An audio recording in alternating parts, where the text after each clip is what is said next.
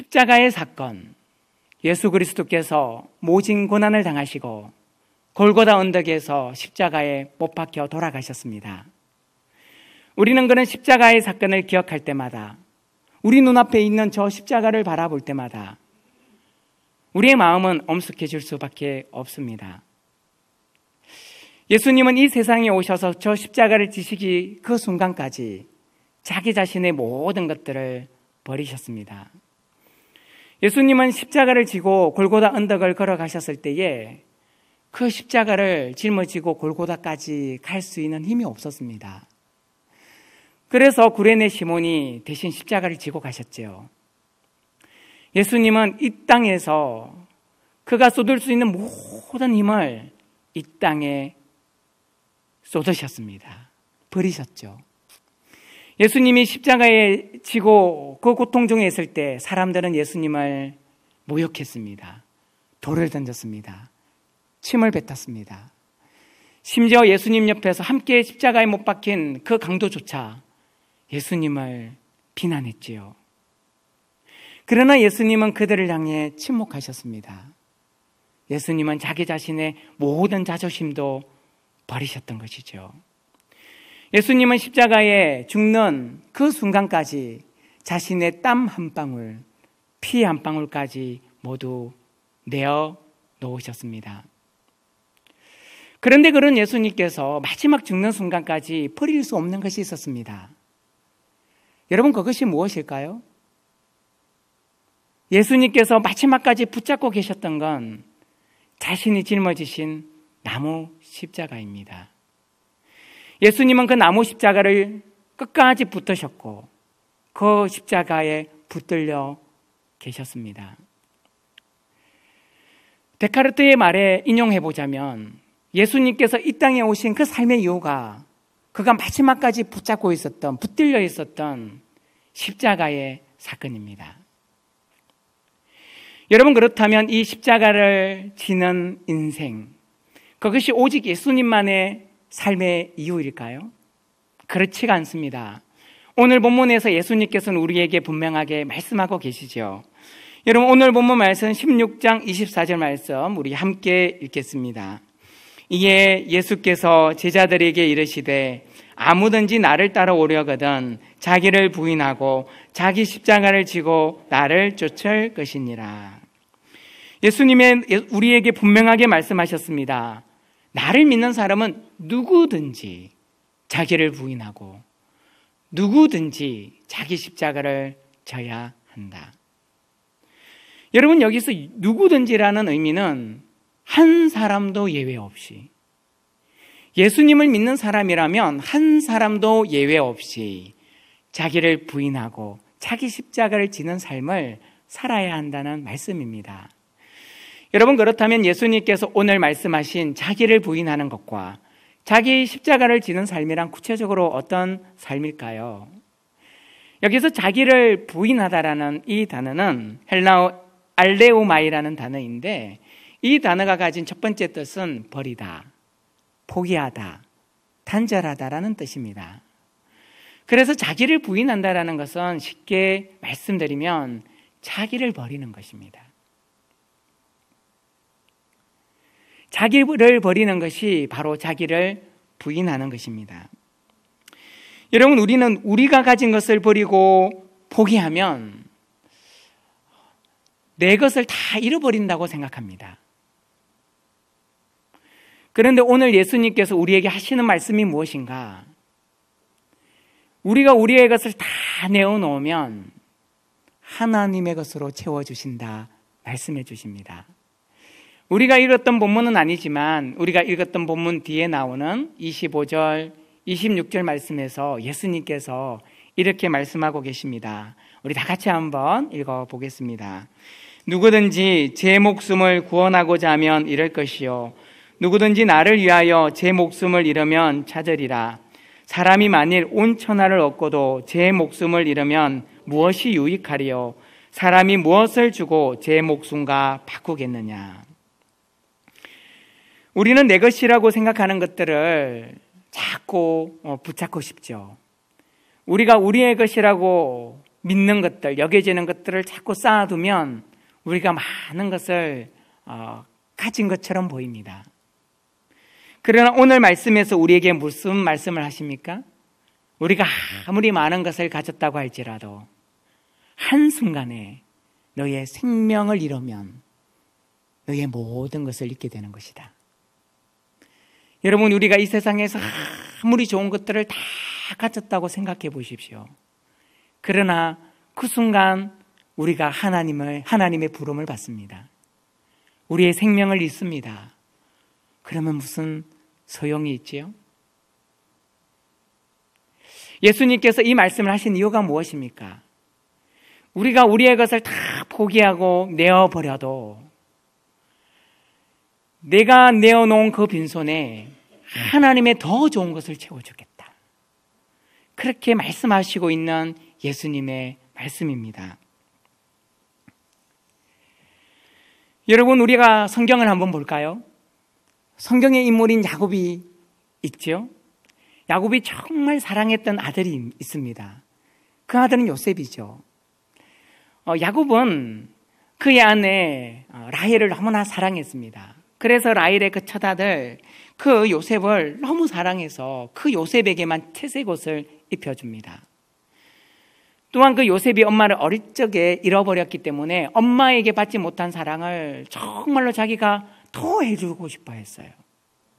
그래서 그 아들을 향한 편애를 이게 버릴 수가 없었어요.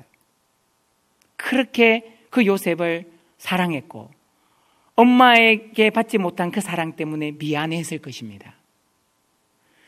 그런데 그 아들의 결과가 어떻게 되었습니까? 그의 10명의 형들에 의해 시기를 받아 애굽의 종으로 팔려가는 일들이 있게 됩니다. 아들을 너무 사랑했지만 그 사랑 때문에 아들을 잃은 고통을 경험하게 됩니다. 그러나 야곱이 하나님 앞에 그 모든 아들의 인생을 내려놓았을 때 자기의 가족뿐만 아니라 만민의 생명을 살리는 애굽 총리로 하나님께서 그의 품에 안겨주는 사건을 우리는 보게 되지요. 이삭이 100세 때 얻은 아들 이삭이 있습니다. 하나님이 아브라함에게 무엇을 요구했습니까? 그 아들을 제물을 바쳐라. 아브라함은 그 아들을 기꺼이 하나님께 내어드렸습니다. 하나님께 내어드린 그 아들이 어떻게 되었습니까? 하나님이 언제나 그가 가는 곳마다 함께 하심으로 가는 곳마다 복의 복을 받는 아들이 되었습니다.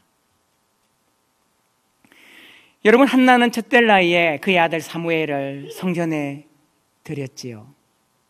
다윗도 사실 아버지가 버린 아들이었습니다. 그러나 그들이 하나님의 품에서 자라게 되었을 때 하나님 앞에 멋지게 쓰임받는 하나님의 참 아들이 되었습니다. 여러분, 집집마다 신방을 하고 기도 제목을 들어보면 많은 가족의 기도순위 1순위가 자녀를 위한 기도입니다. 자기 자녀를 사랑하지 않는 부모가 어디 있겠습니까? 여러분, 그럼에도 불구하고 여러분, 우리는 내가 하나님의 사랑, 하나님의 하실 일까지 내가 하고 있지 않는지 돌아볼 수 있어야 합니다. 우리에게 맡긴 그 자녀를 하나님의 자녀로 키워가는 것은 부모의 본분입니다. 그러나 그 본분 때문에 우리가 우리의 자녀를 우리의 자녀로만 키워가고 있는 우리들의 모습이 아닌지를 돌아볼 수 있어야 된다는 것이죠. 여러분, 그래서 하나님께서는 언제나 우리에게 아브라함처럼 한나처럼 우리의 자녀를 내려놓으라 말씀하실 때가 많이 있습니다. 여러분, 혹시 지금 여러분 옆에 자녀가 함께 예배드리고 있습니까? 혹시 졸고 있으세요? 혹시 딴짓거리 하고 있어요? 여러분, 괜찮습니다. 여러분, 신경 안 쓰셔도 돼요. 하나님께 다 내어드리세요. 여러분, 혹시 여러분의 배우자가 교회를 그렇게 비난하고 목사님을 그렇게 못마땅하게 생각하세요? 여러분 괜찮습니다. 여러분 하나님이 하시면 다 하십니다. 저도 돌이켜보면요, 제가 이 목회자가 되기 전까지 예배 시간만 가면 그렇게 졸려요. 저는요, 찬양하는 순간부터 졸렸다가 축도가 딱 마치면 그렇게 눈이 뜨지더라고요. 여러분, 저도요, 이 목회자가 되기 전까지 얼마나 교회를 비판하고 목사님들이 못마땅했는지 몰라요. 그래서 하나님이 저를 목회자로 부르셨나 봐요. 네가 한번 목사해봐라. 진짜 제가 목사해보니까요, 만만치가 않습니다. 정신이 들어요. 여러분의 자녀에게, 여러분의 배우자에게 그런 은혜가 있을 줄 믿습니다. 여러분, 하나님이 하시면 다 됩니다. 여러분, 이 시간에 제게도 아들이 하나 있는데요. 제 아들이 지금 이제 큰 아들이 유치부 예배를 드리고 있어요. 근데 그 유치부에서 저희 아이는 문제 아이입니다. 작년까지는 영아부였는데 영아부에서도 문제아였습니다. 그래서 인수인계가 너무 잘 됐어요. 유치부에 가자마자 문제아라서 남자 선생님을 딱 처음부터 붙여주시더라고요. 여러분, 제 아이를 못 본 우리 성도님이 있다면 여러분 유치부실에 다 가가지고 예배 시간에 이 예배 시간을 배회하면서 막 기계를 보고 물건을 만지는 그 애가 쟤입니다. 여러분, 목사이지만 제가 제 아이를 컨트롤할 수 없습니다. 그러나 저는 믿습니다. 하나님은 다 하신다. 여러분, 우리는 결코 우리의 자녀와 우리 배우자를 변화시킬 수 없습니다. 왜인 줄 아십니까? 우리 자신도 우리를 못 변화시키시잖아요. 여러분, 그렇게 예배하셨죠? 그렇게 기도하셨죠? 그렇게 말씀 보고 계시죠? 신앙생활 얼마나 오래 하셨어요? 그래서 변하셨습니까? 달라지셨어요? 저는 아무리 해도 변하지 않는 저 자신을 보게 돼요. 그래서 하나님 앞에 기도합니다. 하나님만이 저를 변화시킬 수 있습니다. 여러분, 모든 것들을 하나님께 맡길 때에 하나님께서 다 해결해 주실 줄 믿습니다. 여러분 자녀뿐만이 아니라 여러분의 건강의 문제, 여러분이 놓지 못하는 물질의 문제, 여러분의 직업의 문제가 있습니까? 여러분, 사실 우리가 해결할 수 있는 문제는 많지 않습니다. 우리가 모든 것들을 하나님께 맡길 때 하나님의 손에서 이루시고 변화시키시고 풍성하게 부어주실 줄 믿습니다. 여러분, 우리 기독교는 비움을 강조합니다. 그러나 비움을 목적으로 하지 않습니다. 여러분, 이 세상의 보통 고등 종교를 보면 모든 고등 종교의 특징은 비움을 강조하지요. 그러나 우리 기독교도 비움을 강조하지만 그 비움이 목적이 아닙니다. 여러분, 대부분의 고등 종교들은요, 다 자꾸 비워래요. 비워야 한다고 말합니다. 그래서 언제까지 비우는가? 죽을 때까지 비웁니다. 이게 죽을 때까지 비워서 맨 마지막에 그 종교의 성인이 하는 말이 뭔지 알아요? 공의로다, 허로다, 무로다. 죽을 때까지 비워서 뭘 하겠다는 겁니까? 그분들이 인생을 깨달았다고 칩시다. 그 이후에 뭐가 있지요? 여러분, 우리 기독교는 비움이 목적이 아닙니다. 우리 기독교가 비움을 강조하는 이유는 체험을 위한 비움입니다. 왜 비웁니까? 내가 비워야 그 빈손에 하나님의 가장 좋은 것으로 채워주신다는 거예요. 내가 빈 마음 가운데 성령님이 임하셔서 역사하신다는 거예요. 하나님의 풍성한 것으로 채워주신다는 거예요. 그래서 하나님께서 자기를 부인하고 여러분의 것을 비워라 말씀하실 때에는 하나님이 내 이 빈 마음 가운데 하나님의 가장 좋은 것을 주시겠구나, 그런 믿음으로 비워가시기를 축원드립니다. 또한 예수님께서는 자기 십자가를 지라 말씀하셨습니다. 여러분, 여기서 자기 십자가를 지라는 것은 자기 십자가를 붙들라라는 것입니다. 여러분, 우리도 예수님처럼 마지막까지 예수님께서 붙잡으셨던 자기 십자가를 붙드는 인생이 되어야 합니다. 누가복음 14장 27절을 보면 이 십자가를 짊어지다라는 단어가 바스타지인이라는 헬라어입니다.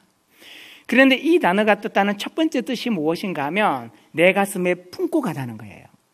그러니까 이 단어가 사용되는 용례가 어떤 용례인가 하면 엄마가 아기를 품에 안을 때 그 품에 안는다라는 단어가 이 짊어지다라는 단어입니다.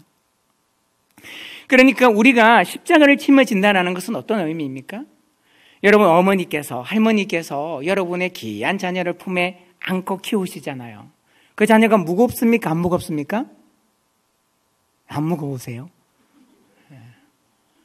무겁습니다.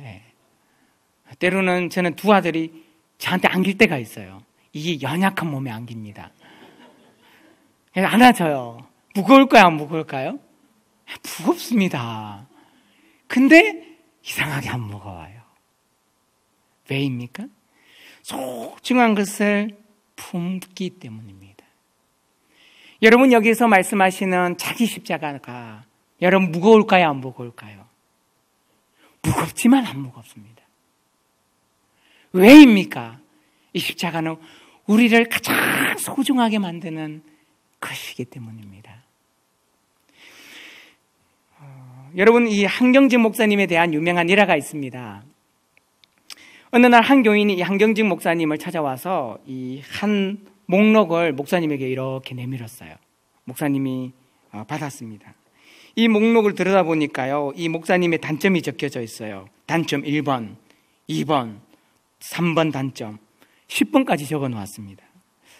여러분, 한번 생각해 보십시오. 목사님 입장에서 이 목록을 보고 얼마나 불쾌했겠습니까?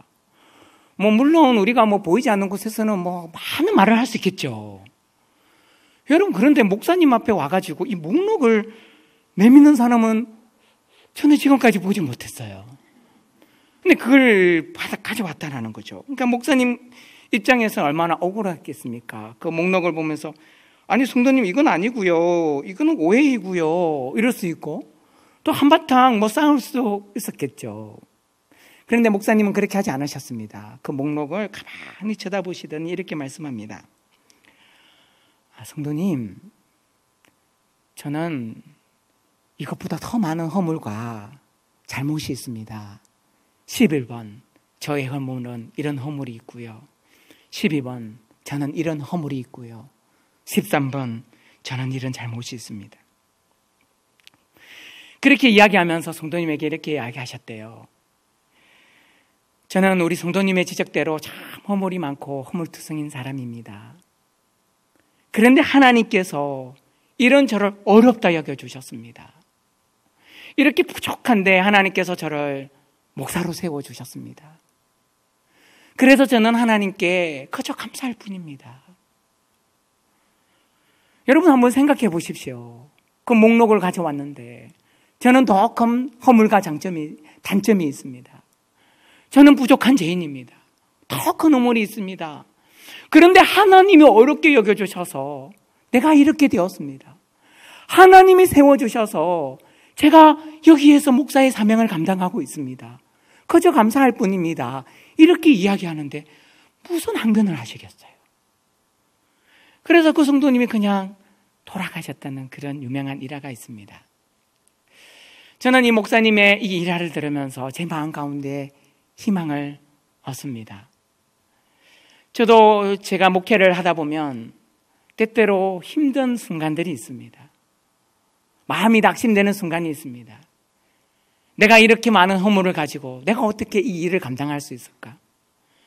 내가 이렇게 부족한데 내가 어떻게 목사로 이 자리에서 이 일들을 감당할 수 있을까? 그렇게 낙심할 때가 있습니다.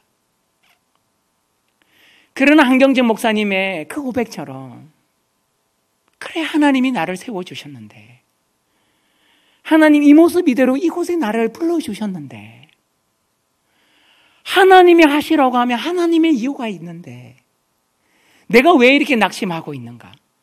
내가 왜 이렇게 주저하고 있는가? 하나님이 쓰시겠다는데, 이 모습 이대로 쓰시겠다는데, 그래 일어나자, 그래 최선을 다하자, 그렇게 이런스러운 순간들이 참 많이 있습니다. 여러분, 이것이 바로 십자가의 능력을 붙잡는 것입니다. 여러분, 하나님께서는 어이롭고 흠없는 사람을 부른 적이 한 번도 없습니다. 하나님은 항상 죄 많은 사람을 부르셨습니다. 그들을 의인 삼으셨습니다. 그들을 제자 삼으셨습니다. 그래서 하나님은 하나님의 일을 하셨습니다. 여러분, 우리가 예수 그리스도의 십자가를 지는 그 인생이 어떤 인생입니까? 하나님이 나를 선택해 주셨기 때문에 내가 할 수 있다는 믿음의 고백으로 하나님이 내게 주신 그 사명의 자리를 걸어가는 것입니다. 여러분, 우리가 이것을 걸어갈 때 윤리적인 눈으로, 도덕적인 눈으로 비판하는 그 비판으로부터 우리는 일어설 수 있습니다. 아니, 목사님이 왜 저래? 장로님이 왜 저래? 우리 권사님이 왜 저래? 팀장님이 왜 저래? 순장님이 왜 저래? 여러분, 그러나 우리는 그런 도덕적인 사단의 참소에 속지 마십시오. 사단은 참소하는 자입니다. 사단은 현재의 모습을 보고 단점을 이야기를 합니다. 너가 그렇게 해서 되겠어? 그러나 예수님은 그렇게 말씀하시지 않습니다. 예수님은 현재의 모습을 보지 않으십니다. 예수님은 우리의 미래를 보십니다. 여러분, 그 허물투성인 베드로에게 무엇을 말씀합니까? 너는 베드로다. 내가 너 위에 교회를 세우겠다. 내가 너를 천국 열쇠를 주겠다. 그러나 그 베드로가 예수님을 3번이나 배반했습니다. 예수님이 찾아왔을 때, 야, 너 왜 그랬어? 꾸짖지 않았습니다.